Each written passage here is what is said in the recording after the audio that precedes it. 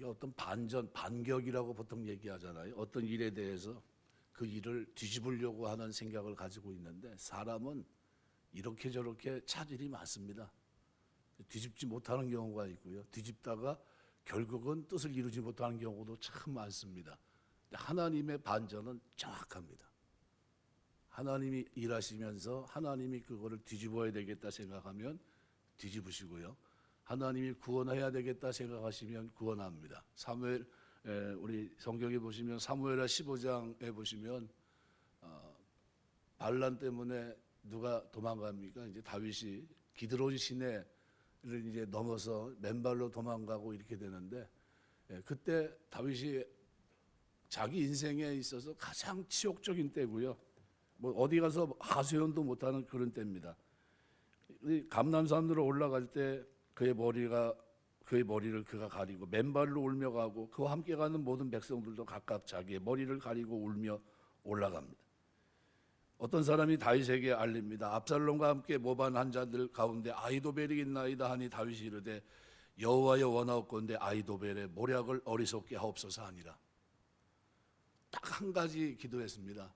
하나님, 지금 내가 쫓겨가고 있지만 하나님 반전을 이룰 수 있도록 도와주옵소서. 지금 압살롬이 이 혁명을 일으키면서 앞세웠던 그 뭡니까? 참모, 가장 머리가 되는 그 사람의 모든 계략이 어리석게 해달라고 하는 반전을 위해서 기도했던 겁니다. 하나님이 반전을 이루시게 합니다. 그래서 어떻게 해요? 그의 계략은 뭡니까? 끝까지 쫓아가서 지금 다윗을 죽여야 됩니다. 그런데 또 하나 등장해서 무슨 소리입니까? 다 끝났는데 이제 뭐 이미 전쟁은 끝난 겁니다. 그러면서 어떻게 해요? 손을 내려놓게 합니다. 근데 누구 뜻을 들어요? 쫓아가자는 말은 듣지 않고 어떻게 해요? 이제 다 끝난 건데 뭐 어떻습니까? 이젠 내려놓죠. 이 말을 듣습니다. 그리고 어떻게 됩니까? 그리고 전쟁에서 완전히 뒤집어져요. 반전이죠. 언제 반전이 일어났나요? 기도할 때입니다. 기도할 때.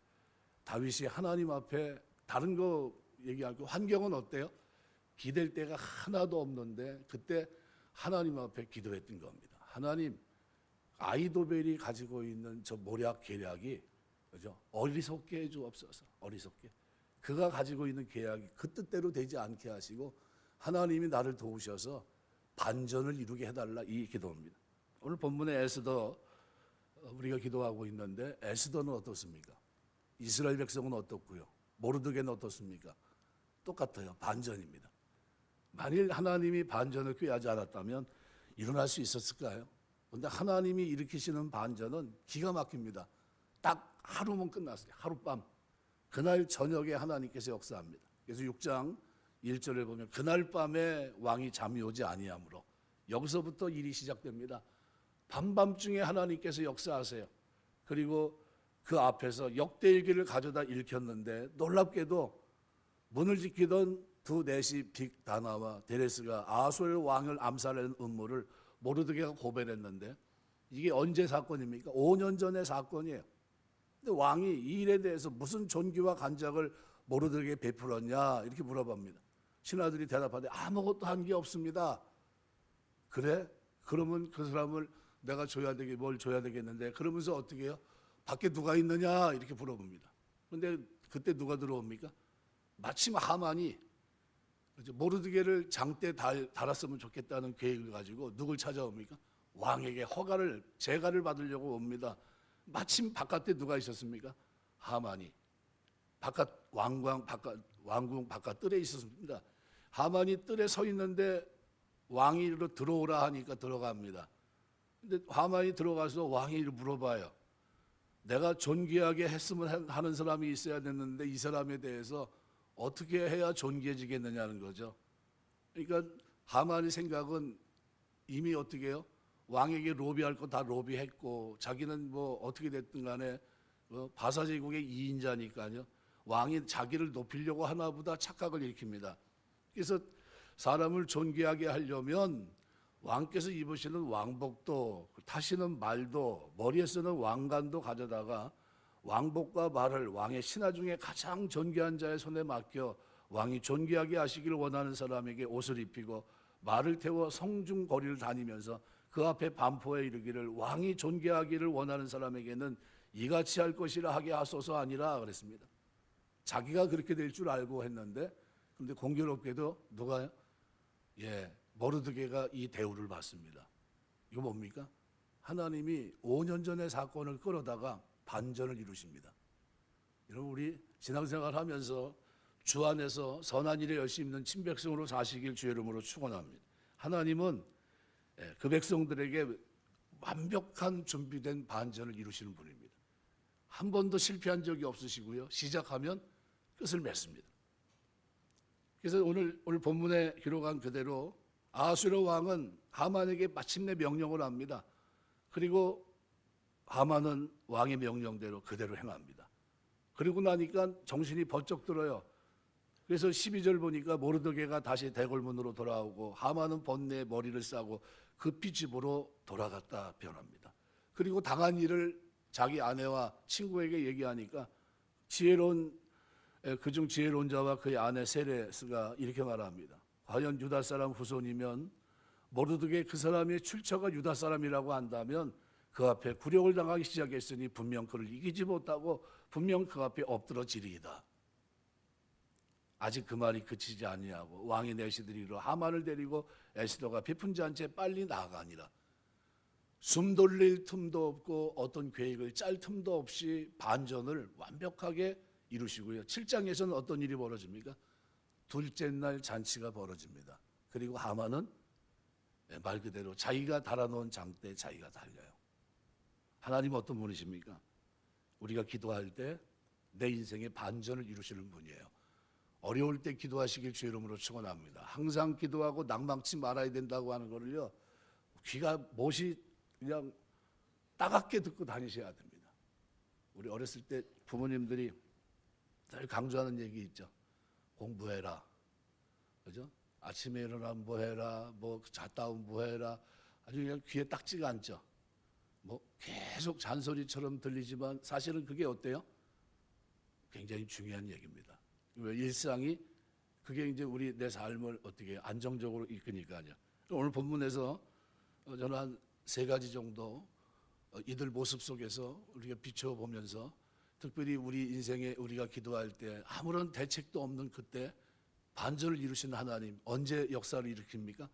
기도할 때 아무것도 없는 내가 하나님 앞에 내세울 것이라고는 아무것도 없는데 그런데 하나님 그걸 기억해내시고 나를 복주신 하나님 그 하나님을 우리가 기억하셔야 됩니다. 제일 먼저 오늘 본문에 보시면 10절에 이렇게 표현합니다.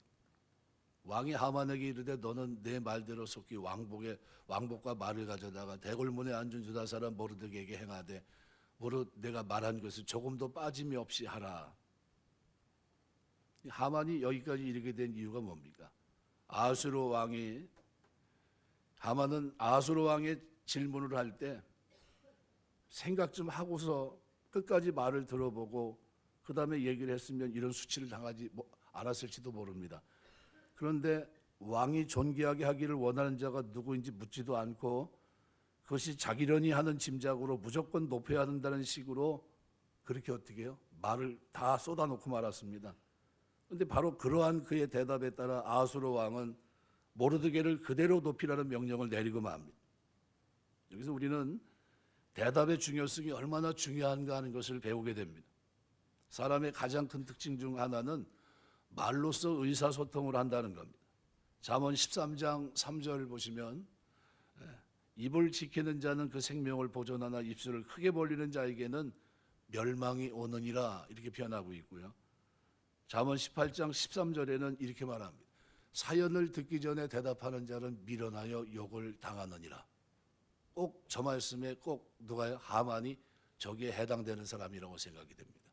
우리가 어떤 일을 이렇게 진행하다가요, 아무리 기분 좋아도 그죠?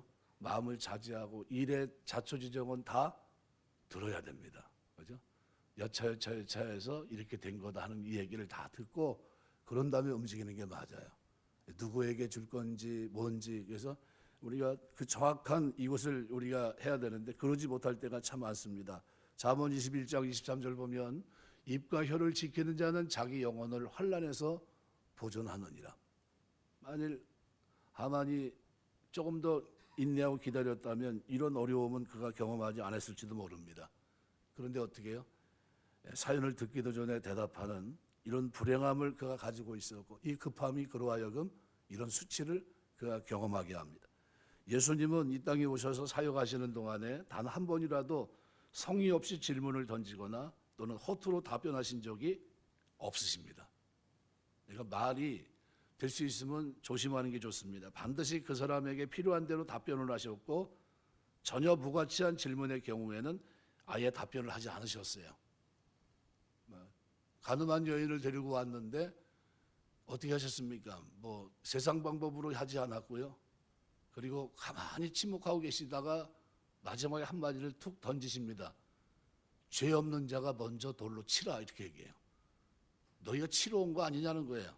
죄 없으면 죄 없다고 생각하는 그 사람이 먼저 돌로 치라 그러니까 어떻게 해요? 아무도 돌로 치지 못하고 갑니다. 정확하게 할 말만 하셨어요. 말한다고 하는 것은 누구나 쉽게 할 수 있는 것이 아닙니다. 하나님이 눈도 2개를 주셨고요. 귀도 2개 주셨지만 입은 하나 주셨습니다. 생각하고 듣고 보고 하는 거는 어떻게 해요? 정확하게 봐야 되고 정확하게 들어야 되지만 말하는 거는 신중을 기해야 됩니다. 살아가면서 말을 아끼게 되시길 주의 이름으로 축원합니다. 되도록 말을 아껴야 되고 꼭 필요한 경우가 아니라면 생각을 깊이 해서 대답하거나 아예 대답하지 않은 것이 좋습니다. 잠언 17장 27절 보면 말을 아끼는 자는 지식이 있고 성품이 냉철한 자는 명철하니라. 말을 아끼는 자는 지식이 있다. 골로새 4장 6절 보면 너희 말을 항상 은혜 가운데서 소금으로 맛을 냄과 같이 알아. 그리하면 각 사람에게 마땅히 대답할 것을 알리라 그랬습니다. 우리 언어 생활인데요. 언어 생활이 우리 신앙생활에서 얼마나 중요한지 모릅니다. 살아가면서 듣기 전에 대답하는 이 언어 생활은 잘못된 언어 생활입니다. 어떤 일에 대한 자초지종을 다 듣고 난 후에 그 다음에 어떻게 해요? 대답하고 경우에 따라서는 올바른 말을 하고 이렇게 되는 겁니다. 우리 살아가면서 듣기 전에 대답하는 그래서 욕을 당하는 불행함이 없고 우리가 살아가면서 우리 말 언어 생활에서 승리할 수 있는 여러분 되시기를 주의 이름으로 축원합니다. 두 번째로 오늘 본문에서 꼭 기억할 것은 우리 하나님은 오늘 성도들에게 반전, 쉽게 말하면 시편 23편에 보면 원수의 목전에 상을 베푸시는 분입니다. 언제요? 하나님 의지할 때, 하나님 앞에 기도하고 맡길 때 하나님밖에 없습니다. 나는 기도할 뿐입니다. 그리고 나갈 때 하나님은 반드시 어떻게 해요? 원수의 목전에 상을 베푸십니다. 오늘 11절 기록에 보면 하만이 왕복과 말을 가져다가 모르드게의 옷을 입히고 말을 태워 성중거리로 다니며 그 앞에서 반포하되 왕이 존귀하게 하시기를 원하는 사람에게는 이같이 할 것이니라 하니라. 이게 모르드게가 생각했던 장면이 아닙니다. 이런 것은 상상하지도 못했고요. 그런데 지금 어떻게 해요? 전혀 엉뚱한 일이 벌어집니다. 시편 23편 5절 기록한 대로 주께서 내 원수의 목전에서 내게 상을 차려주시고 기름으로 내 머리에 부으셨으니 내 잔이 넘치나이다. 우리 신앙생활하면서 때로는 앞이 보이지 않을 때 그때 하나님 앞에 기도하게 되시길 주의 이름으로 축원합니다. 그때 금식하는 거예요. 매달려서 문제가 해결될 때까지. 하나님은 어떻게 해요? 원수의 목전에 상을 베푸십니다. 저 사람은 의지할 것이 하나도 없는데 저 사람 도와줄 사람 하나도 없는데 이 문제에선 내가 반드시 승리할 것이라고 악인들은 어떻게 해요? 호언장담하지만 놀랍게도 그의 거룩하신 하나님은 자기 백성들을 기도를 외면치 아니하시고 원수의 목전에서 상을 베푸십니다. 머리에 기름을 바르세요. 시편 25편 2절 3절에 보면 이렇게 표현합니다. 나의 하나님이여 내가 주께 의지하여 싸우니 나를 부끄럽지 않게 하시고 나의 원수들이 나를 이겨 개가를 부리지 못하게 하소서. 주를 바라는 자들은 수치를 당하지 아니하려니와 까닭없이 속이는 자들은 수치를 당하리이다. 우리 기도 생활하면서 시편 25편의 말씀을 기억하게 되시길 주의 이름으로 축원합니다. 모르드게는 바람 앞에 놓인 등과 같습니다. 그런데 모르드게는 나무에 달리기는커녕 도리어 하만으로 오히려 그 앞에서 하만 앞에서 높아집니다. 전혀 뜻밖의 장면입니다. 반대로 하만은 모르드게 앞에서 수치를 당합니다. 다윗의 기도와 고백이 어쩌면 그렇게 모르드게의 상황과 일치하는지 모르겠어요. 우리가 기도하면서 시편 23편 이 장면을 늘 묵상하시면서 기도하세요. 하나님, 내가 지금 이런 상황에 있지만 원수에 먹기 기름을 바르시고 내 잔을 넘치게 하신 하나님의 역사를 전 믿습니다. 하나님, 내가 주님을 섬기며 사는 동안에 반전이 있게 하옵소서. 반전이. 나는 할 수 없지만 하나님이 하시면 되는 줄 믿습니다. 에스더서에 보니까 딱 하룻밤이면 끝나더라. 하룻밤에. 하나님 그렇게 역사하세요. 성도들은 이 세상 마지막 때 주님이 다시 오시는 날 원수들을 발 아래 굴복시키고 그 목전에서 하나님 베푸시는 승리의 상을 받게 될 겁니다. 그것은 맨 마지막 장면이에요. 그것은 맨 마지막 장면에 반드시 그것이 이루어집니다. 그러나 그 전에 우리가 이 세상에 사는 동안에도 하나님은 특별한 문제가 없는 한 하나님은 그 백성들을 이 땅에서 어떻게 해요? 높이십니다. 반전을 이루세요. 기도의 자리에 있게 되시길 주의 이름으로 축원합니다. 절대 낙심하지 말고요. 누가복음 18장 기록한 항상 기도하고 낭망치 마세요. 하나님, 내가 정확하게 문제만 정확하면 내가 주님 앞에 나아갈 때 내 기도를 들으실 줄 믿습니다. 그렇죠? 그 믿음을 가지고 나가셔야 됩니다. 빌립보서 1장 28절 무슨 일이든지 대적하는 자들 때문에 두려워하지 아니하는 이 일을 듣고자 함이라. 이것이 그들에게는 멸망의 증거요 너에게는 구원의 증거니 이는 하나님께로부터 난 것이라. 우리 신앙생활하면서 두려워하지 않게 되시길 바랍니다. 베드로서 3장 7절 이제 하늘과 땅은 그 동일한 말씀으로 분사하기 위해 보호하신 바 되어 경건하지 아니한 사람들의 심판과 멸망의 날까지 보존하여 두신 것이라. 성도들에게는 하나님이 상을 베푸시는 날이 다가옵니다. 사도 바울의 일생의 목표가 뭡니까? 상 받을 때 내가 이제 달려갈 길을 마치고 모든 걸 마쳤으니까 나를 하나님 의의 면류관을 내가 받을 것이다 라는 소망이 그에게 충만합니다. 그래서 우리 신앙생활하면서 자꾸 내가 상 받는 데서 떨어지지 않도록 하나님 나를 붙들어 주시고 상 받는 자리에 설 수 있도록 은혜 베풀어 주옵소서. 그죠? 디아데마 스테파노스 우리 늘 얘기하잖아요. 주님이 쓰시는 면류관은 영광의 면류관, 그죠? 만왕의 왕이요 만주의 주가 되신 그분이 쓰는 면류관이고요. 우리가 쓰는 월계관은 승리자들이 쓰는 겁니다. 마지막 때 우리가 그 승리한 사람들, 어떤 사람이 승리한 겁니까? 기도하고 주님 의지한 사람들에게 하나님이 반전의 승리를 주시는 거예요. 믿음을 지키고 인내하면서 견딘 그들에게 하나님 어떻게 해요? 스테파노스 면류관을 쓰게 합니다. 우리가 신앙생활하면서 이 원수의 목전에 상을 베푸신 하나님이 나의 하나님이라는 사실을 기억하시고 다윗의 기도를 들으시고, 그죠? 그 참모의 생각을 미련하게 하셨던 그 하나님, 반전을 이루시고 다 끝났다 했던 그 자리에서 뒤집어서 다시 왕자의 자리에 앉게 하신 하나님, 하나님이십니다. 기도를 들으시고 이렇게 역사하세요. 또 하나 오늘 본문에서 꼭 하나 기억할 것이 있는데요. 하나님의 섭리를 아는 사람은 환경에 따라서 일희일비하지 않습니다. 오늘 12절 말씀에 보면 모르드게는 다시 대궐문으로 돌아오고, 대궐문은 뭐 하는 자리입니까? 일상 자기가 왕을 섬기는 자리예요. 지금 기쁨이 충만하지 않습니까? 지금 뭔가 그냥 엔돌핀이 확 솟지 않겠어요?